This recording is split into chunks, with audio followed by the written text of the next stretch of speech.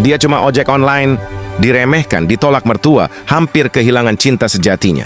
Tapi dia membuktikan, cinta tulus gak butuh harta, cuma butuh perjuangan. Kalau kamu percaya cinta sejati itu nyata, jangan lupa subscribe.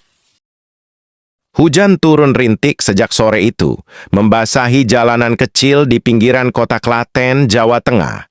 Rizky, pria sederhana berusia 28 tahun, menghentikan motor ojek online-nya di depan sebuah rumah bercat hijau pucat. Jaket hijaunya sudah basah, tapi senyumnya tetap terjaga. Orderan terakhir hari itu mengantarkannya ke tempat yang tak pernah ia duga akan mengubah hidupnya. Pintu rumah terbuka perlahan. Seorang wanita muncul dengan membawa payung kecil. Wajahnya ayu, teduh, dengan sorot mata yang menyimpan cerita panjang. Di belakangnya, seorang anak laki-laki berusia sekitar 5 tahun mengintip malu-malu. "Mas Rizky ya?" tanya wanita itu lembut. "Iya mbak," jawab Rizky sedikit gugup. Namanya Sari, seorang janda anak 1. Suaminya meninggal 3 tahun lalu karena kecelakaan kerja.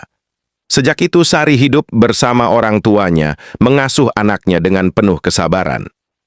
Pertemuan singkat itu terasa biasa saja, tapi bagi Rizky ada sesuatu yang berbeda. Cara Sari tersenyum, cara ia menggenggam tangan anaknya, semuanya membuat hati Rizky bergetar. Di perjalanan, hujan semakin deras. Rizky berkendara pelan, memastikan Sari dan anaknya aman. Sesekali Sari mengucapkan terima kasih, dan Rizky hanya mengangguk, menahan perasaan yang mulai tumbuh tanpa izin. Saat sampai tujuan, Sari menyerahkan uang tip kecil. Rizky menolak halus. "Doanya saja mbak," katanya. Sejak hari itu, takdir seperti sering mempertemukan mereka. Entah lewat orderan yang berulang, atau kebetulan di warung dekat rumah Sari. Rizky mulai mengenal keseharian Sari, kesederhanaannya, ketabahannya, dan cintanya yang utuh pada sang anak. Perasaan Rizky kian dalam, namun ia sadar akan jarak yang membentang di antara mereka. Status janda, anak, dan kemiskinannya sebagai ojek online.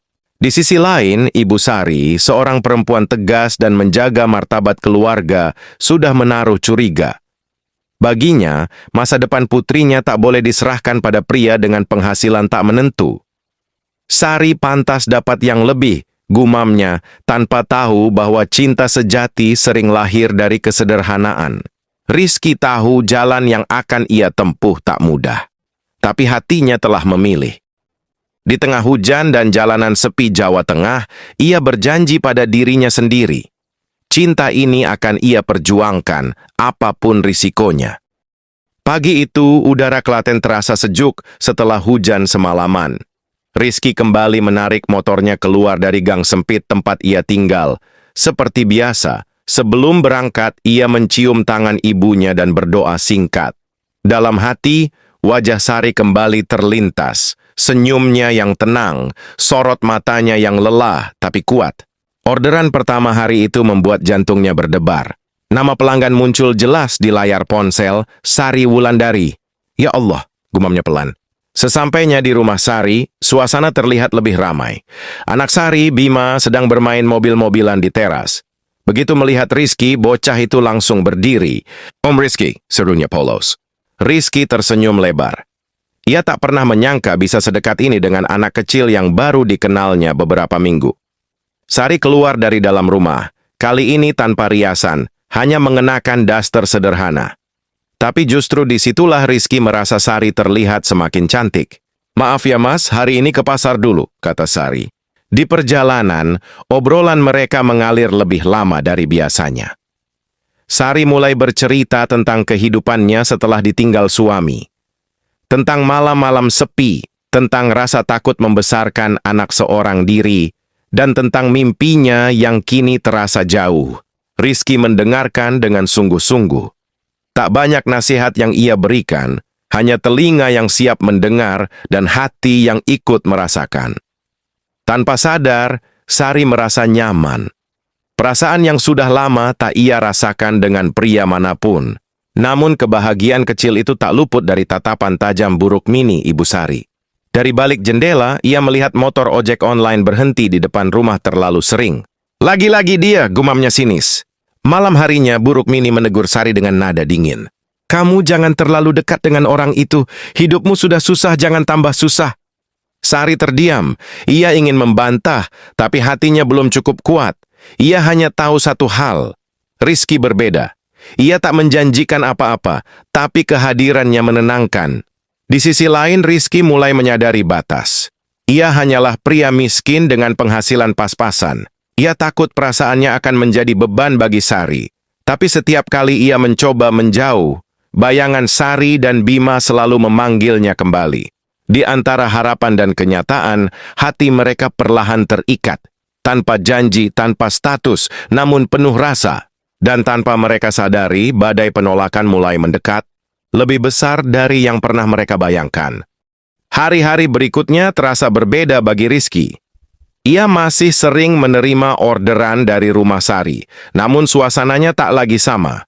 Senyum Sari masih ada, tapi kini terlihat lebih tipis, seolah ada beban yang ia sembunyikan rapat-rapat. Rizky bukan pria bodoh, ia bisa merasakan perubahan itu. Di perjalanan menuju pasar, Sari lebih banyak diam. Tatapannya kosong menembus jalanan sawah yang hijau.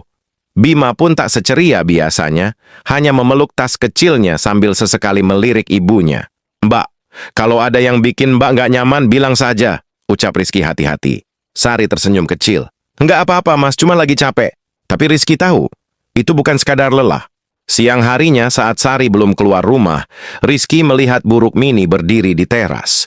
Wajah wanita itu dingin, matanya menatap Rizky tanpa senyum sedikit pun. Kamu ojek online itu ya? Tanyanya ketus. Iya bu, jawab Rizky sopan sambil menunduk. Buruk Mini melangkah mendekat. Mulai sekarang kamu nggak usah sering-sering ke sini. Anakku sudah cukup menderita. Dia butuh laki-laki mapan, bukan yang hidupnya di jalan. Kata-kata itu menghantam dada Rizky. Tangannya mengepal, tapi ia menahan diri.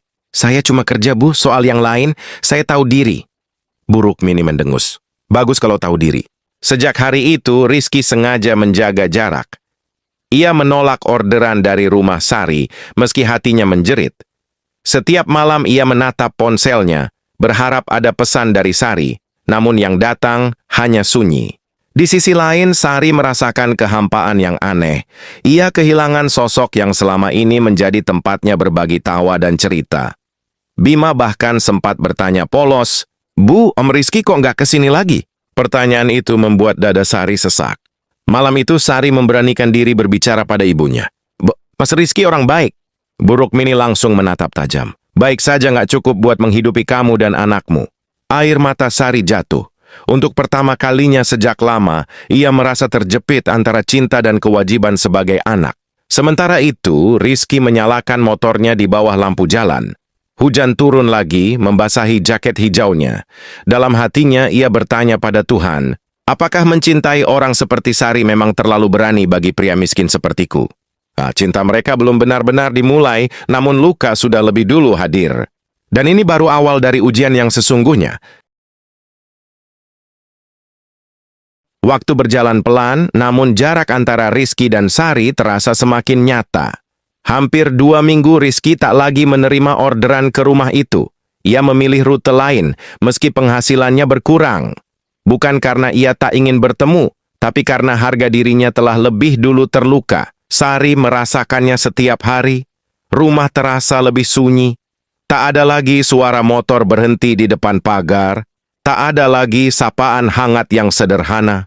Bima pun sering duduk di teras sore hari, menatap jalan dengan harapan kecil yang tak pernah terwujud. Suatu sore, sebuah mobil hitam berhenti di depan rumah. Seorang pria turun dengan kemeja rapi dan sepatu mengkilap. Wajahnya bersih, tutur katanya halus. Arif, begitu ia memperkenalkan diri, pegawai bank di kota, mapan, dan belum menikah. Buruk Mini menyambutnya dengan senyum yang jarang Sari lihat. Masuk Mas Arif, silakan. Sari hanya bisa menunduk. Ia tahu inilah yang ibunya maksud dengan laki-laki pantas. Di ruang tamu, pembicaraan mengalir lancar. Tentang pekerjaan tetap, masa depan cerah, dan rencana hidup yang tertata. Buruk Mini tampak puas, seolah semua doa-doanya terjawab. Sesekali ia melirik Sari, berharap putrinya mengangguk setuju. Namun hati Sari justru terasa kosong. Setiap kata Arif terdengar baik, masuk akal, dan aman, tapi tak satu pun mengetuk hatinya.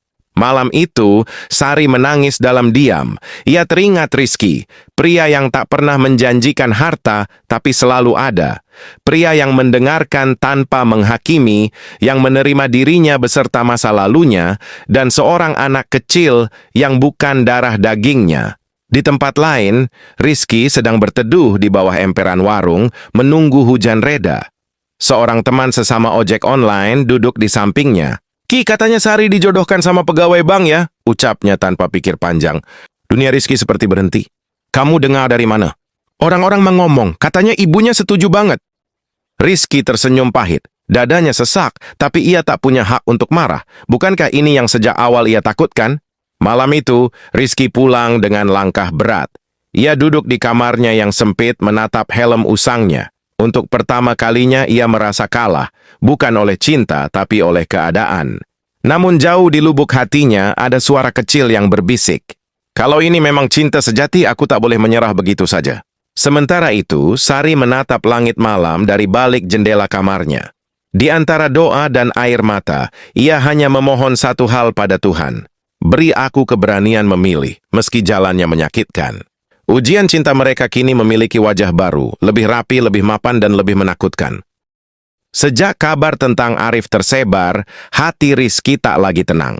Setiap kali menarik motor, bayangan Sari duduk berdampingan dengan pria lain terus menghantui pikirannya. Ia berusaha fokus bekerja, menerima orderan tanpa memilih, menembus panas dan hujan, seolah kelelahan bisa mengusir rasa sakit di dadanya. Suatu sore takdir kembali mempermainkannya. Sebuah orderan masuk, alamat rumah Sari. Rizky ragu. Jarinya hampir menekan tombol batal. Namun entah kekuatan dari mana, ia menerima order itu. Saat ia tiba, halaman rumah terlihat berbeda. Mobil hitam Arif terparkir rapi. Jantung Rizky berdegup keras. Sari keluar rumah dengan wajah terkejut saat melihatnya. "Mas Rizky," liris Sari. Mata mereka bertemu. Ada rindu yang tertahan, ada luka yang belum sembuh. Tanpa banyak bicara, Sari naik ke motor. Perjalanan itu sunyi, hanya suara mesin dan detak jantung yang saling bersahutan. Di tengah jalan, Sari akhirnya bicara. "Mas, ibu ingin aku segera menentukan pilihan." Rizky menelan ludah. "Dan pilihan itu?" Sari tak langsung menjawab, air matanya jatuh perlahan. "Aku bingung, Mas, aku capek selalu disuruh kuat." Kalimat itu menghantam Rizky lebih keras dari penolakan buruk mini. Ia berhenti di pinggir sawah, mematikan mesin motor. "Mbak Sari," katanya pelan namun tegas, "aku sadar aku miskin. Aku cuma ojek online, tapi perasaanku ke Mbak itu sungguh-sungguh. Kalau Mbak memilih pergi, aku ikhlas. Tapi izinkan aku berjuang, bukan mundur sebelum perang." Tangis Sari pecah. Untuk pertama kalinya ia melihat Rizky bukan hanya sebagai pria baik, tapi sebagai laki-laki yang berani berdiri di tengah badai. Namun di rumah, buruk mini melihat semuanya dari kejauhan. Wajahnya mengeras. Malam itu ia menegaskan sikapnya. "Ibu tidak akan merestui hubunganmu dengan dia. Kalau kamu tetap memilih ojek itu, anggap saja kamu bukan anak ibu lagi." Ancaman itu membuat Sari gemetar. Ia memeluk Bima erat malam itu, menangis tanpa suara. Di antara cinta dan bakti ia merasa tercekik. Sementara Rizky, di kamar sempitnya, memandang langit-langit sambil menggenggam ponsel. Ia sadar, cinta saja tidak cukup. Ia harus berubah, harus bangkit, bukan demi membuktikan pada orang lain, tapi demi wanita yang dicintainya, dan anak kecil yang telah terlanjur ia anggap bagian dari hidupnya. Malam itu Rizky mengambil keputusan besar. Ia akan memperjuangkan masa depan, apapun risikonya. Cinta mereka kini bukan sekadar perasaan, melainkan pertaruhan hidup. Keputusan Rizky malam itu bukan sekadar tekad kosong. Pagi-pagi sekali sebelum matahari terbit, ia sudah terbangun. Jaket ojek online masih tergantung di dinding, namun hari itu ia menatapnya dengan pandangan berbeda. Ia sadar, jika ingin memperjuangkan Sari, ia tak bisa hanya mengandalkan nasib di jalanan. Selain menarik ojek, Rizky mulai mencari pekerjaan tambahan. Siang hari ia membantu temannya di bengkel kecil, malamnya tetap menarik orderan sampai larut. Tubuhnya lelah, Tangannya kasar, namun hatinya menyala oleh satu tujuan, masa depan. Di sela kesibukan itu, ia jarang bertemu Sari. Komunikasi mereka terbatas pada pesan singkat yang sederhana. Mas jaga kesehatan ya? Kamu juga Mbak, jangan terlalu dipikirkan. Kalimat singkat, tapi penuh rindu yang ditahan. Sementara itu di rumah, tekanan pada Sari semakin berat. Bu Rukmini makin sering membandingkan Rizky dengan Arif. Setiap makan malam berubah menjadi ruang pengadilan. Arif sudah punya rumah sendiri. Arif penghasilannya jelas. Anakmu butuh masa depan, Sari. Sari hanya diam. Ia ingin berteriak bahwa masa depan bukan hanya soal uang, tapi hatinya terlalu lelah untuk berdebat. Yang membuatnya paling sakit adalah melihat Bima mulai akrab dengan Arif. Bukan karena cinta, tapi karena Arif sering membawakan mainan. Suatu malam Bima bertanya polos, "Bu, nanti Om Rizky kesini lagi nggak?" Pertanyaan itu membuat mata Sari basah. Ia memeluk anaknya erat. "Doain ya, nak." Di sisi lain, nasib seolah menguji Rizky lebih keras. Motornya mogok di tengah jalan saat hujan deras.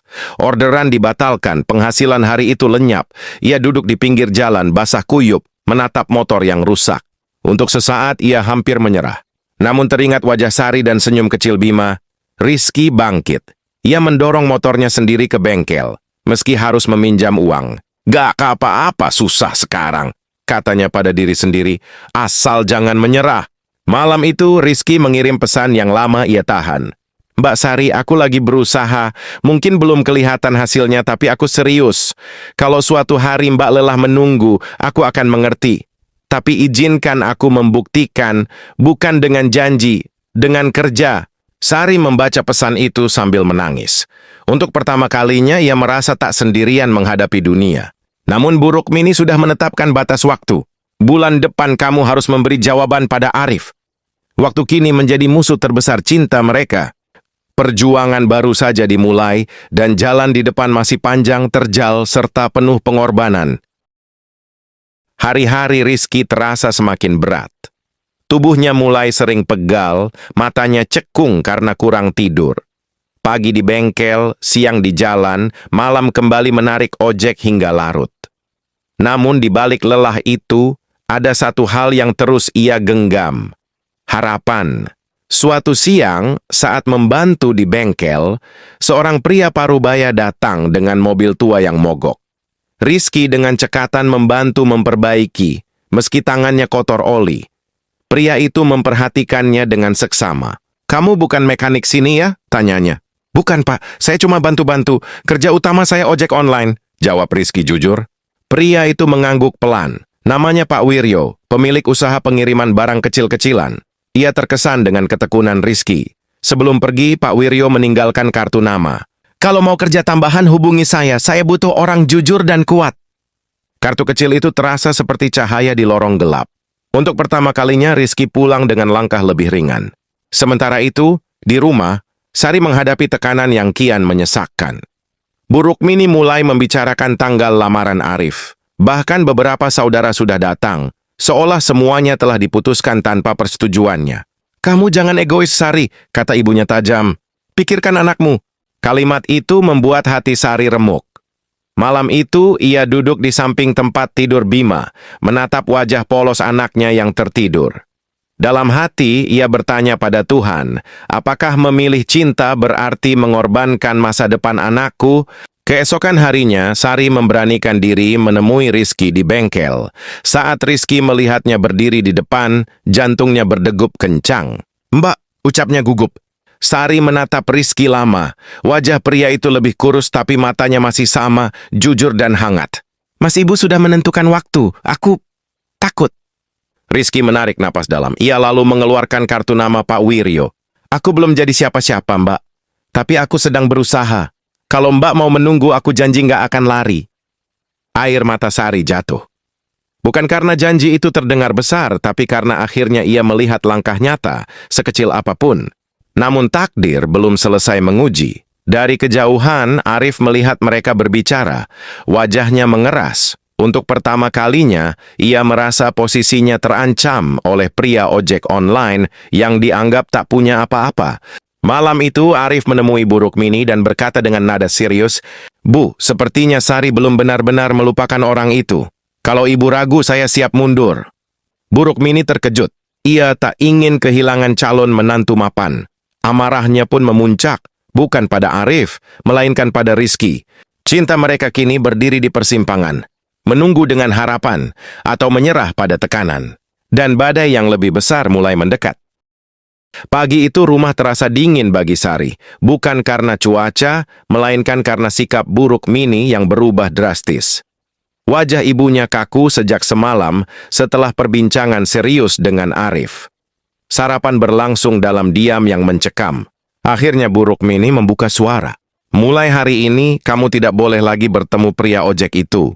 Sendok di tangan Sari terhenti. Bu, ibu tidak mau dengar alasan. Potongnya tegas. Kalau kamu masih nekat, ibu akan bicara ke orang-orang. Jangan bikin keluarga ini malu. Kata malu menusuk lebih dalam dari ancaman apapun. Sari menunduk, dadanya sesak. Ia ingin membela Rizky, ingin berkata bahwa cinta bukan aib, tapi lidahnya keluh. Ia tahu kerasnya ibunya. Sekali keputusan dibuat, jarang berubah. Di luar rumah, Arif datang membawa senyum tipis. Ia bersikap semakin sopan, semakin perhatian, seolah ingin menegaskan posisinya. Bima diberi mainan baru lagi. Anak kecil itu senang, tapi Sari justru merasa bersalah. Seolah kebahagiaan anaknya dibayar dengan hatinya sendiri. Sementara itu, Rizky menunggu kabar yang tak kunjung datang. Pesannya tak dibalas. Teleponnya tak diangkat. Ada firasat buruk yang membuatnya gelisah. Namun hidup tak memberi jeda. Siang itu, ia memutuskan menghubungi Pak Wiryo. Pak, saya mau coba kerja pengiriman itu, ucap Rizky mantap. Pak Wiryo setuju. Mulai minggu depan, Rizky akan membantu mengantar barang antar kota kecil. Penghasilannya memang belum besar, tapi jauh lebih stabil. Hati Rizky berdebar. Ini langkah kecil tapi nyata. Sore hari, dengan keberanian yang tersisa, Rizky nekat datang ke rumah Sari. Ia hanya ingin memastikan Sari baik-baik saja. Namun yang menyambutnya bukan Sari, melainkan Buruk Mini. Kamu masih berani ke sini? Suara wanita itu dingin. Saya cuma ingin bicara sebentar, Bu. Saya serius, jawab Rizky menunduk hormat. Buruk Mini tertawa pendek. Serius tidak memberi makan, serius tidak membangun masa depan. Pergi sebelum saya bicara lebih keras. Pintu ditutup. Dari balik jendela, Sari melihat semuanya. Air matanya mengalir tanpa suara. Tangannya ingin membuka pintu, kakinya ingin berlari mengejar Rizky. Tapi bayangan ibunya dan masa depan Bima menahannya di tempat. Rizky berdiri lama di depan rumah itu. Untuk pertama kalinya, ia merasa benar-benar tak berdaya. Namun alih-alih marah, ia justru mengangguk pelan. Baik, Bu, katanya lirih. Saya pergi. Malam itu Sari mengirim pesan singkat dengan tangan gemetar. Mas, maafkan aku. Aku belum cukup berani. Jangan berhenti berjuang. Aku masih di sini di dalam doa. Rizky membaca pesan itu berkali-kali. Matanya basah tapi bibirnya tersenyum tipis. Kalau kamu masih percaya, gumamnya, aku tidak akan berhenti. Namun di balik semua itu, Arif mulai kehilangan kesabaran. Ia tak ingin menunggu terlalu lama. Dalam diam, ia merencanakan langkah yang akan memaksa Sari memilih cepat atau terlambat. Cinta mereka kini diuji oleh larangan, tekanan, dan waktu yang semakin sempit. Dan pilihan besar tak bisa lagi ditunda. Hari-hari terasa berjalan tanpa warna bagi Sari. Sejak larangan itu, ia benar-benar tak bertemu Rizky. Ia hanya bisa memandangi jalan dari balik jendela kamar, berharap melihat jaket hijau itu melintas, namun harapan tinggal harapan. Sementara itu Arif datang semakin sering, sikapnya berubah lebih serius, lebih menekan. Suatu sore di hadapan Buruk Mini, Arif menyampaikan niatnya secara terang-terangan. Saya ingin melamar Sari bulan ini juga, Bu. Saya butuh kepastian, katanya tenang, namun tegas. Buruk Mini tampak lega. Ibu setuju, sudah terlalu lama menunggu. Sari terdiam. Tangannya gemetar. Bu, aku belum siap. Buruk Mini menatapnya tajam. Kamu bukan gadis kecil lagi. Kamu janda dengan anak. Kesempatan seperti Arif tidak datang 2 kali. Kata-kata itu menjadi ultimatum. Malam itu Sari menangis dalam diam. Ia memeluk Bima yang tertidur, hatinya hancur memikirkan masa depan yang seolah ditentukan tanpa suaranya. Di sisi lain kota, Rizky mulai menjalani pekerjaan barunya bersama Pak Wiryo. Ia mengantar paket ke luar kota, menembus jalan panjang dan panas. Badannya lelah, tapi pikirannya justru semakin jernih. Ia sadar satu hal, ia tak bisa terus bersembunyi. Malam itu, Rizky memberanikan diri mendatangi rumah Sari sekali lagi. Bukan untuk memaksa, tapi untuk menyampaikan sikap. Namun kali ini, yang ia temui justru Arif di depan pagar. "Kita bicara sebentar," kata Arif dingin.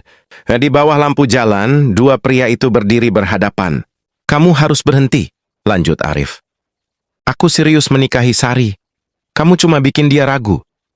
Rizky menatapnya tenang. "Aku tidak pernah memaksa, aku cuma mencintai." Arif tersenyum tipis. "Cinta tanpa masa depan itu egois." Kalimat itu menusuk, tapi Rizky tak goyah. "Kalau Sari memilih kamu, aku mundur. Tapi kalau belum, aku akan tetap berdiri."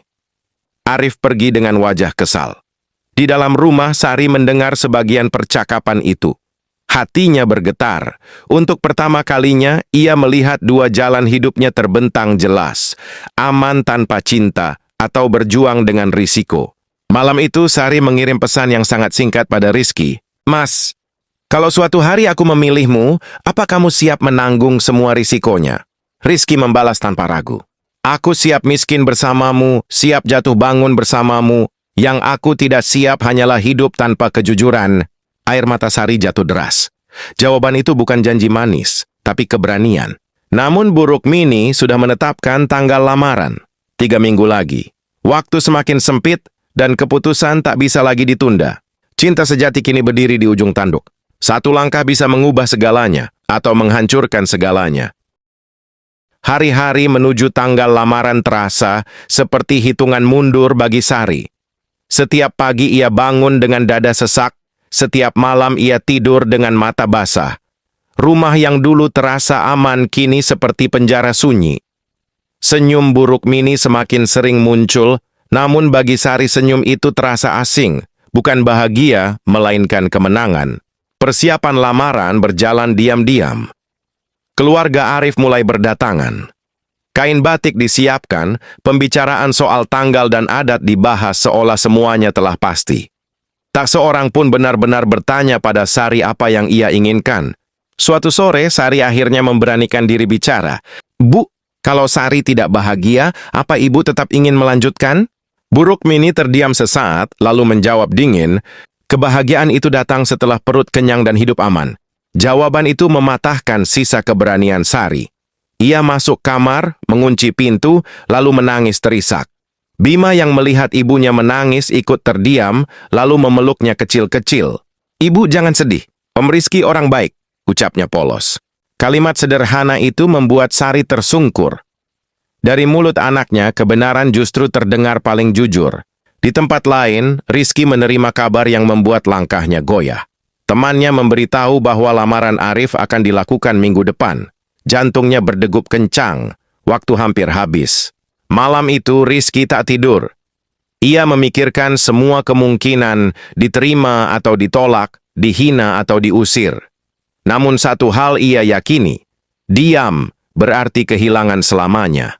Keesokan harinya, Rizky datang ke rumah Sari dengan pakaian paling rapi yang ia punya. Jaket ojek online-nya tetap ia kenakan, bukan karena tak punya yang lain, tapi karena itulah dirinya yang jujur. Di teras Bu Rukmini berdiri dengan wajah keras. "Kamu datang lagi?" "Iya, Bu. Kali ini saya tidak mau pulang sebelum bicara," jawab Rizky tenang, meski tangannya gemetar. Sari keluar dari kamar. Wajahnya pucat, matanya sembab. Saat melihat Rizky berdiri di sana, hatinya bergetar hebat. Rizky menunduk hormat. "Saya tahu saya miskin. Saya tahu saya tidak seperti pria pilihan ibu. Tapi saya mencintai Sari dengan cara yang paling jujur yang saya bisa. Saya tidak minta restu sekarang. Saya hanya minta kesempatan untuk membuktikan." Bu Rukmini tertawa sinis. "Kesempatan? Hidup bukan tempat coba-coba." Untuk pertama kalinya, Sari melangkah maju. Suaranya bergetar, tapi jelas. "Bu, cukup. Sari capek diam." Ruangan terasa sunyi. Apapun pilihan Sari nanti, biarkan itu datang dari hati Sari sendiri. Jangan paksa Sari hidup dengan penyesalan. Bu Rukmini terkejut. Ia tak menyangka putrinya yang selama ini patuh berani bicara setegas itu. Wajahnya memerah antara marah dan kecewa. Rizky menatap Sari. Di matanya ada rasa bangga sekaligus takut. Ia tahu keberanian ini bisa membawa kebahagiaan atau kehancuran. Buruk Mini akhirnya berkata pelan namun tajam, "Kalau kamu memilih dia, jangan harap ibu ada di pernikahanmu." Kalimat itu menggantung di udara, berat dan menyakitkan. Ucapan Sari masih menggantung di udara ketika Buruk Mini berbalik masuk ke dalam rumah. Pintu ditutup dengan suara keras, seolah menandai jarak yang kini resmi tercipta antara ibu dan anak. Sari berdiri kaku, air matanya jatuh tanpa suara. Rizky ingin mendekat, namun ia menahan diri. Ia tahu, luka ini terlalu dalam untuk disentuh dengan kata-kata. Di balik pintu samping, Arif melangkah keluar. Wajahnya dingin, senyumnya menghilang. "Jadi ini keputusanmu?" Tanyanya pada Sari, nadanya getir. Sari mengangguk pelan. "Aku tidak bisa berbohong pada diriku sendiri." Arif menarik napas panjang. "Baik, tapi ingat, kamu yang menutup pintu masa depan yang aman." Ia pergi tanpa menoleh lagi. Namun di dalam hatinya, kekecewaan berubah menjadi amarah. Ia merasa dipermalukan, dikalahkan oleh pria yang selama ini ia anggap tak sebanding. Keesokan harinya, tekanan datang dari arah lain. Keluarga besar mulai berdatangan. Bibi, paman, bahkan sepupu ikut bicara. Semua menasihati, semua menghakimi. "Kamu janda, Sari. Pikirkan anakmu. Cinta tidak bisa jadi nasi." Sari hanya diam. Setiap kata terasa seperti batu yang dilemparkan ke dadanya. Bima memeluk ibunya erat, seolah mengerti bahwa dunia sedang tak ramah pada mereka. Di sisi lain, Rizky merasakan dampaknya secara langsung. Di pangkalan ojek, bisik-bisik mulai terdengar. Ada yang menyindir, ada yang terang-terangan mengejek. Berani juga ngelawan calon mertua. Cinta doang modalnya. Rizky menunduk, memilih diam. Ia tahu, jalan yang ia pilih memang berat. Tapi saat ia hampir goyah, ponselnya bergetar. Sebuah pesan dari Sari. "Mas, apapun yang terjadi nanti, terima kasih sudah membuat aku berani jujur." Pesan itu menjadi penopang yang tak terlihat. Namun badai belum berhenti. Sore itu Buruk Mini jatuh sakit. Tekanan darahnya naik, tubuhnya lemas.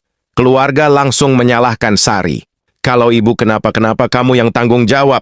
Sari gemetar. Rasa bersalah menghantamnya bertubi-tubi. Ia duduk di samping ranjang ibunya, menatap wajah yang kini pucat. Untuk sesaat, keyakinannya goyah. Apakah pilihannya benar? Apakah cintanya terlalu mahal harganya? Rizky datang menjenguk, berdiri di luar kamar. Ia tak berani masuk.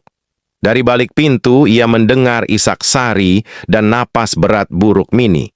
Dadanya sesak. Untuk pertama kalinya ia bertanya pada dirinya sendiri. Apakah aku telah membawa lebih banyak luka daripada bahagia? Malam itu Sari menemui Rizky di teras. "Mas, kalau aku harus mundur demi ibu, apa kamu akan membenciku?" Rizky menggeleng, matanya basah.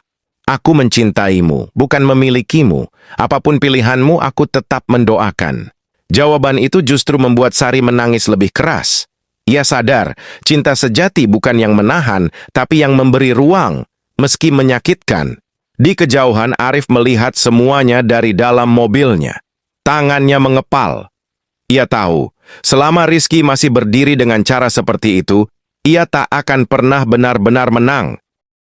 Rumah sakit pagi itu dipenuhi aroma obat dan langkah kaki tergesa. Buruk Mini terbaring lemah, selang infus menempel di tangannya. Wajah keras yang selama ini menjadi tembok kini tampak rapuh. Sari duduk di samping ranjang, menggenggam tangan ibunya erat-erat, matanya sembab karena semalaman menangis. "Ibu," suara Sari bergetar. "Maafkan Sari." Buruk Mini membuka mata perlahan. Tatapannya tak lagi setajam dulu. Ia tak menjawab, hanya menarik tangannya pelan. Gerakan kecil itu cukup untuk menghancurkan hati Sari. Di luar ruang perawatan, Rizky berdiri sendiri. Jaket ojek online-nya masih melekat, helm digenggam erat. Ia mendengar dari kejauhan bisikan keluarga yang menyalahkan Sari, menyalahkan dirinya. Setiap kata seperti pisau yang menancap satu persatu. Siang itu, dokter menyarankan Buruk Mini tidak boleh stres. Keluarga sepakat, semua konflik harus dihentikan. Dan artinya jelas, Rizky harus disingkirkan. Sore harinya, Sari menemui Rizky di halaman rumah sakit. Angin berembus pelan, membawa aroma hujan. Sari berdiri lama, seolah mengumpulkan keberanian yang tersisa. "Mas," suaranya hampir tak terdengar, "aku minta maaf." Rizky menatapnya, sudah tahu apa yang akan datang. Kamu nggak perlu minta maaf. Aku harus mengalah, lanjut Sari sambil menangis. Ibu sakit karena ini. Aku anak. Aku nggak sanggup kehilangan ibu. Kalimat itu seperti vonis. Rizky menunduk lama. Dadanya sesak, tapi ia memaksa tersenyum. Kalau itu pilihanmu, aku terima, katanya lirih. Aku nggak mau cintaku jadi alasan orang lain terluka. Sari menangis terseduh, ingin memeluk, ingin menahan. Tapi ia tahu, keputusan ini harus selesai sekarang, atau luka akan semakin panjang. Malam itu Sari mengirim pesan terakhir. Mas Rizky, terima kasih sudah mencintaiku dengan tulus. Jangan tunggu aku. Hiduplah dengan baik. Aku akan selalu mendoakanmu dalam diam. Rizky membaca pesan itu berkali-kali hingga layar ponselnya basah oleh air mata. Ia tak membalas. Bukan karena tak ada kata, tapi karena semua kata terasa sia-sia. Hari-hari berikutnya menjadi hari tergelap dalam hidup Rizky. Ia berhenti bekerja di bengkel, berhenti menerima pengiriman. Motornya jarang keluar. Ia lebih sering duduk di kamar sempit, menatap dinding kosong. Sementara itu, Arif kembali muncul. Keluarga mendesak Sari agar melanjutkan rencana lamaran. Demi kondisi ibunya, Sari mengangguk, bukan dengan hati, tapi dengan kelelahan. Namun di balik semua itu Bima mulai berubah. Anak kecil itu menjadi pendiam. Suatu malam ia bertanya pelan, "Bu, Om Rizky pergi karena Bima ya?" Pertanyaan itu membuat Sari hancur. Ia memeluk anaknya erat-erat, menangis tanpa suara. Disitulah ia sadar. Ia mungkin telah menyelamatkan ibunya, tapi ia mengorbankan hatinya sendiri dan mungkin juga kebahagiaan anaknya. Di sisi lain kota, Rizky bangkit perlahan. Bukan karena lupa, tapi karena lelah tenggelam. Ia kembali menghubungi Pak Wiryo, kembali bekerja, kembali berdiri, meski hatinya masih tertinggal jauh. Waktu berjalan, namun kebahagiaan tak pernah benar-benar singgah di rumah Sari. Meski kondisi buruk Mini perlahan membaik, suasana justru terasa semakin dingin. Rencana lamaran dengan Arif kembali dibicarakan, kali ini dengan nada tergesa, seolah semua orang takut jika Sari berubah pikiran. Sari menuruti semuanya dengan wajah datar. Senyumnya palsu, tawanya hampa. Setiap malam ia terbangun merindukan satu hal sederhana. Obrolan singkat di atas motor, doa tanpa janji, dan ketenangan yang dulu ia rasakan bersama Rizky. Suatu sore tanpa sengaja Sari melihat Bima duduk sendirian di teras, memainkan helm kecil mainan. "Ini helm Om Rizky," katanya pelan. Hati Sari runtuh seketika. Malam itu ia tak tahan lagi. Ia duduk di samping ibunya yang sedang minum obat. "Bu, kalau Sari hidup tapi tidak bahagia, apa itu yang ibu inginkan?" Buruk Mini terdiam, lama. Tatapannya kosong, seolah baru pertama kali benar-benar mendengar suara hati putrinya. Di saat yang hampir bersamaan, Rizky mulai menunjukkan perubahan besar. Pekerjaannya bersama Pak Wiryo berkembang. Kejujurannya membuat ia dipercaya memegang pengiriman penting. Penghasilannya meningkat dan namanya dikenal sebagai pekerja keras.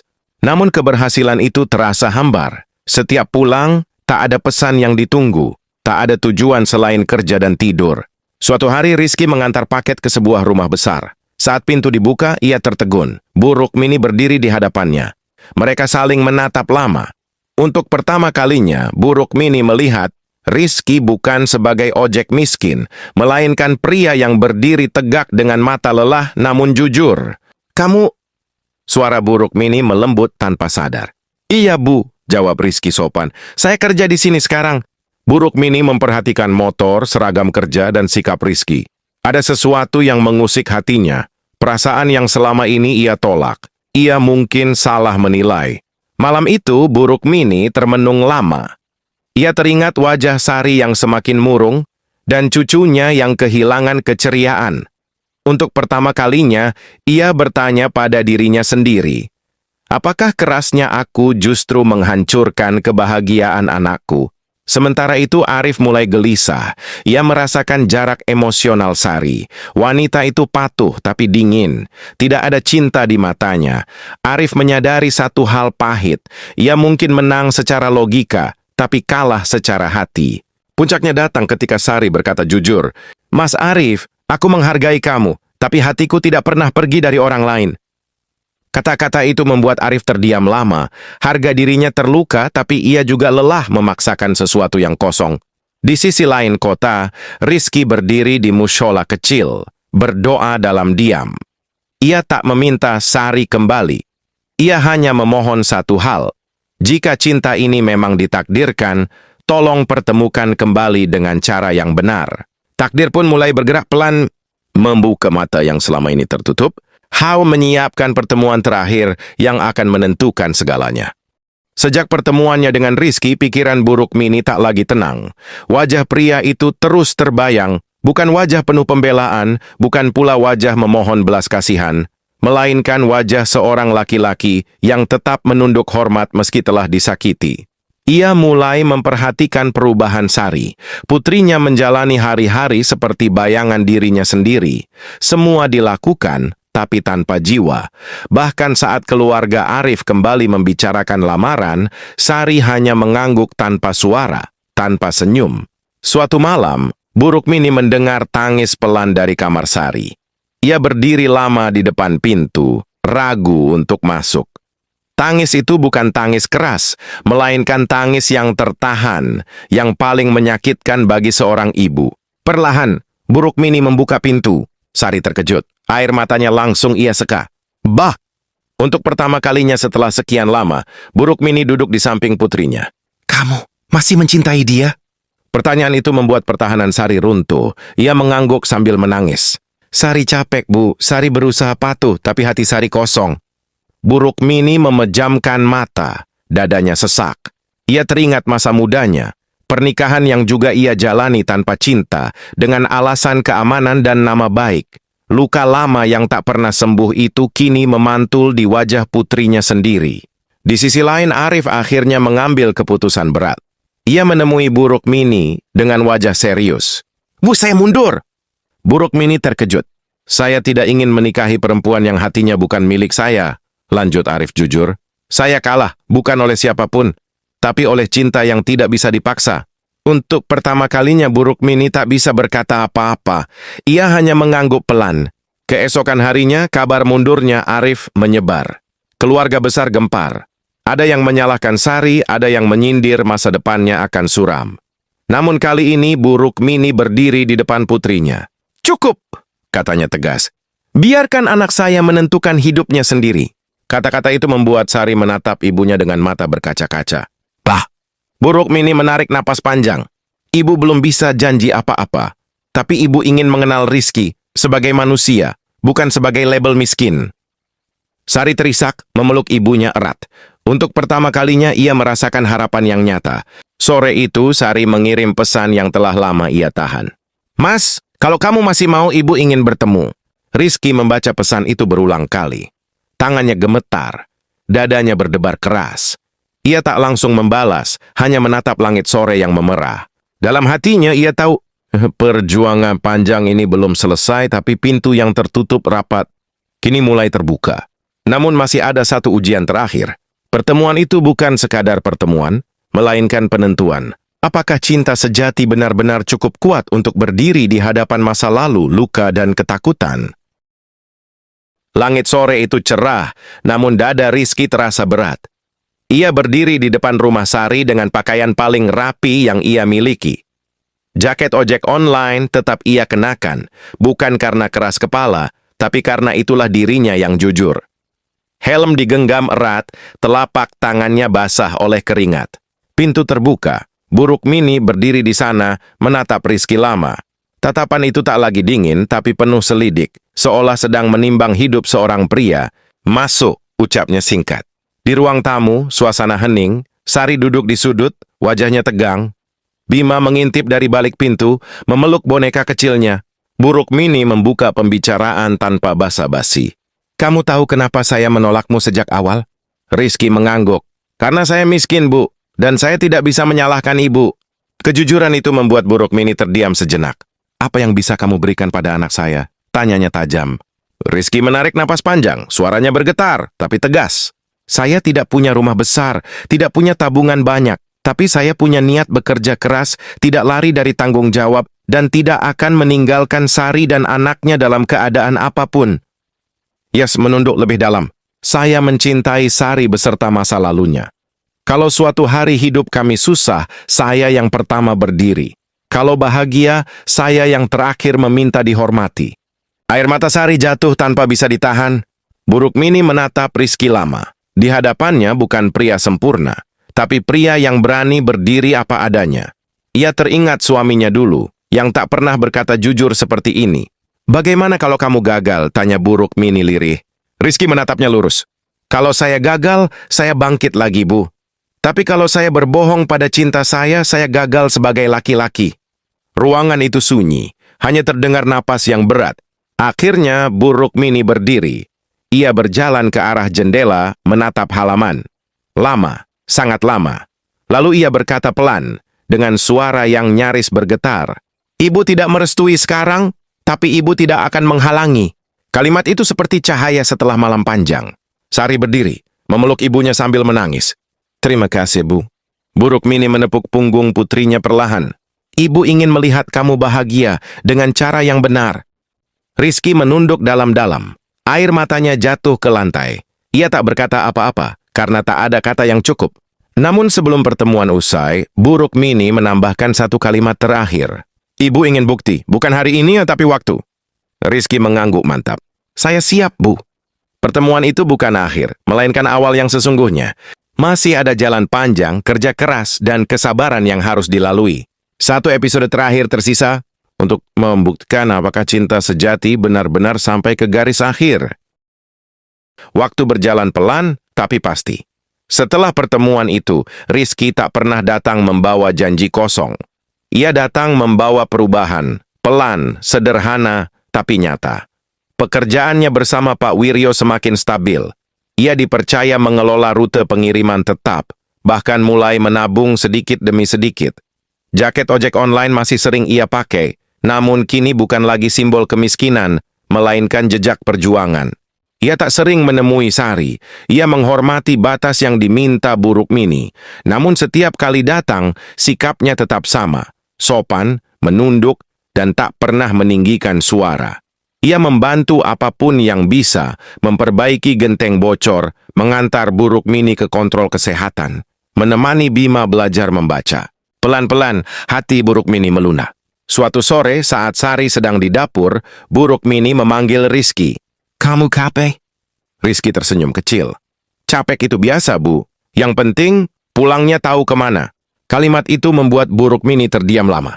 Ia menatap Rizky, lalu berkata lirih, kamu mengingatkan ibu pada ayahnya Sari. Sebelum hidup membuatnya berubah. Sejak hari itu, tak ada lagi larangan. Hanya pengamatan dalam diam. Beberapa bulan kemudian, Bu Rukmini memanggil Sari dan Rizky duduk bersama. Tangannya gemetar ringan saat berkata, ibu tidak ingin anak ibu mengulang hidup ibu. Air mata Sari jatuh. Rizky menunduk dalam-dalam. Ibu merestui, lanjut Bu Rukmini pelan, bukan karena kamu sudah mapan, tapi karena kamu tidak pergi saat semuanya sulit.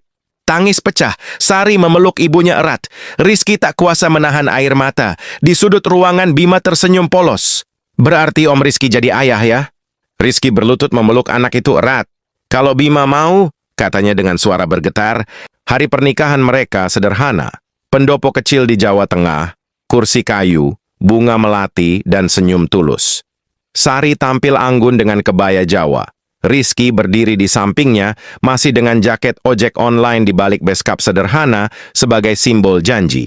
Aku datang apa adanya dan akan terus berjuang. Bu Rukmini duduk di barisan depan. Air matanya jatuh saat ijab kabul terucap lancar. Bukan pesta mewah yang mereka rayakan, melainkan kemenangan atas keraguan, hinaan, dan rasa takut. Di akhir hari Rizky menggenggam tangan Sari. Kita mungkin tidak punya segalanya. Sari tersenyum, menyandarkan kepala. Tapi kita punya kejujuran. Dan disitulah cinta sejati menemukan rumahnya, bukan di harta, bukan di status, melainkan di perjuangan yang tidak pernah lari. Tamat.